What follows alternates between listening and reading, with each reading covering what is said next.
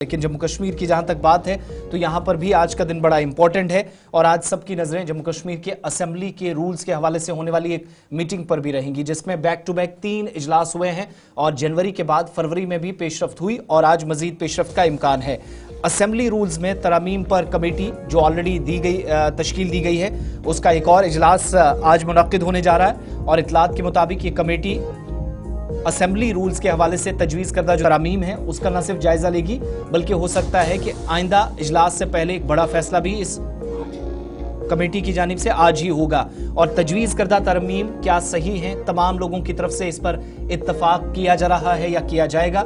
11 अराकीन जिनको लीड इस वक्त जम्मू कश्मीर असेंबली के स्पीकर अब्दुल रहीम राथर साहब कर रहे हैं। आज एक बड़ा फैसला मुतवक्के है और ये आप इस हफ्ते के दौरान देखेंगे, बल्कि 1.5 हफ्ते में ये दूसरी मीटिंग इस कमेटी की होने जा रही है रूल्स के हवाले से। सीनियर मेंबर असेंबली और साबिक वजीर खजाना अब्दुल रहीम राथर की सरबराही में जो स्पीकर है जम्मू कश्मीर असेंबली के सरबराही में एक हाउस पैनल बनाया गया था, जिन्हें यह काम सौंपा गया था कि जम्मू कश्मीर असेंबली के अंदर किस तरीके से काम काज को किया जाए, सवालात पूछना, कॉलिंग अटेंशन और दीगर मामलात किस तरीके से होंगे। चूंकि 5 अगस्त 2019 से पहले की पोजीशन अलग थी, 5 अगस्त 2019 के बाद यूटी आई है, इसलिए तरामीम बहुत ज़्यादा ज़रूरी थे और इस ज़िमन में जो कमेटी बनाई गई है उनका आज एक हतमी इजलास होगा।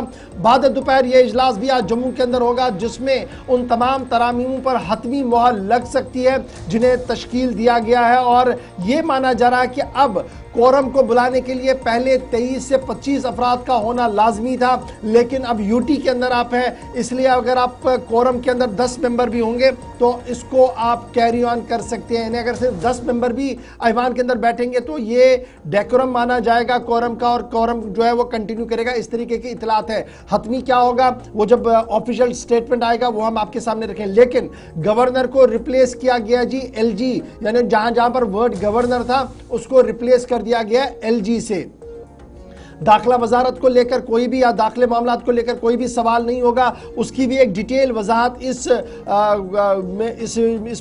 पूरे मामले में जो रखी गई है। पैनल आज बाद दोपहर मिल रहा है सिविल सेक्रेटरीट असेंबली सेक्रेटरीट के अंदर। Rules and procedures conduct of business in the house, उस जिमन में जो ड्राफ्ट मॉडलिटीज़ हैं और जो नोटिफिकेशन है उस जिमन में तमाम तैयारियां कर ली गई हैं। और यहाँ पर अब काउंसिल नहीं है, उस पैरा को भी हटा दिया गया है। जॉइंट असेंबली कमेटियां या जो जेपीसीज बनती थी वो पैरा भी हटा दिया गया। बहुत सारी चीजें जो है वो तरमीम के साथ रखी गई हैं और आज ये पैनल जब बैठेगा तो फैसला करेगा कि 5 अगस्त 2019 के बाद जो चीजें बदली है उसका कितना असर असेंबली पर भी होगा। देखने वाली बात ये भी होगी। अब याद रखिएगा, एक तरफ से स्टेटहुड की मांग हो रही है, दूसरी तरफ से 5 अगस्त के मामले पर भी हुकूमती इदारों के अंदर मुतनाज़ बयानात है। इस बीच ऐवान की कार्रवाई को चलाने के लिए एक नए कानून को तरतीब दिया गया है, जिसके तहत असेंबली का इजलास, बजट इजलास जो है वो चलने जा रहा है।